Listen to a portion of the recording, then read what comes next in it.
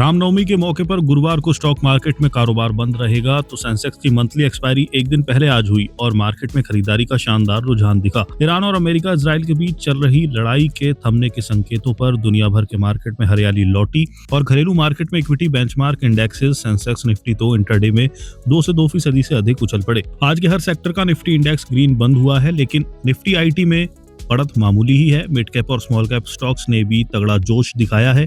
Overall market में चौतरफा रौनक के बीच बीएसई पर लिस्टेड कंपनियों का मार्केट कैप 8 लाख करोड़ रुपए से अधिक बढ़ गया, यानी कि निवेशकों की दौलत में 8 लाख करोड़ रुपए से अधिक का इजाफा हुआ है। इक्विटी बेंचमार्क इंडेक्सेस की बात करें तो दिन के आखिर में आज सेंसेक्स 1205.00 पॉइंट्स यानी 1.63% की बढ़त के साथ 75,273.45 और निफ्टी 394.05 पॉइंट्स यानी 1.72% के उछाल के साथ 23,306.45 पर बंद हुआ है। इंटरडे में सेंसेक्स 75,849.76 और निफ्टी 23,465.35 तक पहुंच गया था।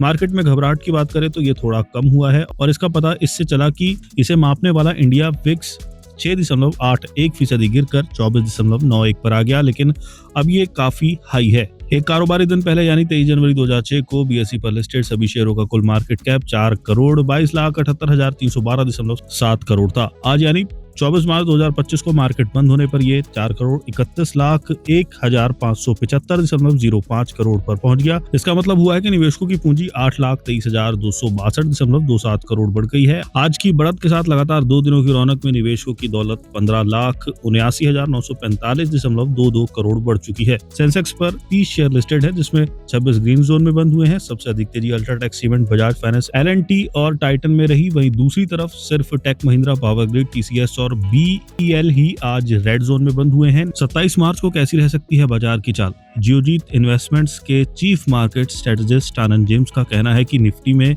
23,350 से 23,800 की रेंज की ओर और तेजी देखने को मिल सकती है। हालांकि 23,000 के स्तर के ऊपरी सीमा के तौर पर काम करने के चलते नजदीकी अवधि में बाजार में कंसोलिडेशन की संभावना से भी इंकार नहीं किया जा सकता है।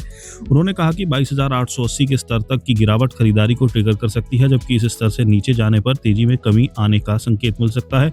हालांकि जब तक इंडेक्स 22,640 के ऊपर बना रहता है तब तक तेजी का रुझान कायम रहेगा।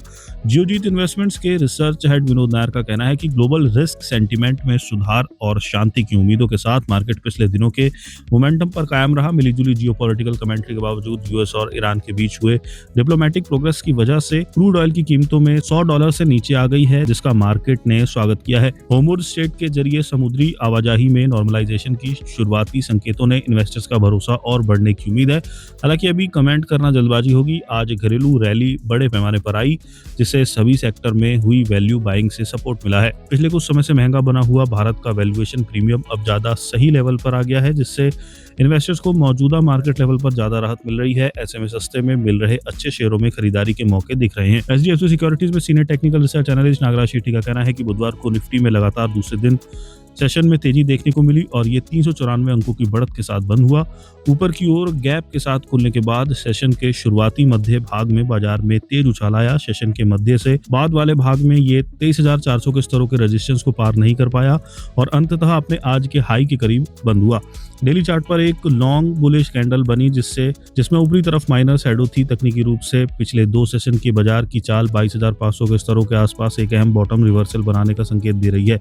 फिलहाल निफ्टी 19 मार्च के पिछले ओपनिंग डाउन गैप के रेजिस्टेंस का सामना कर रहा है, जो 23,400 से 23,600 के स्तरों के आसपास है। कुल मिलाकर बाजार का रुझान पॉजिटिव बना हुआ है। यहाँ से आगे की कोई भी टिकाऊ बढ़त निकट भविष्य में 23,850 के अगले ऊपरी स्तरों की ओर ले जा सकती है। यहाँ से किसी भी तरह की कंसोलिडेशन गिरावट को 23,000 के स्तरों के आसपास सपोर्ट मिल सकता है।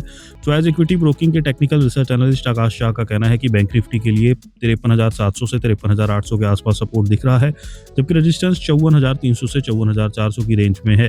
उन्होंने आगे कहा कि 31,037 पर RSI ये संकेत दे रहा है कि इंडेक्स ओवरसोल्ड लेवल के करीब पहुंच रहा है।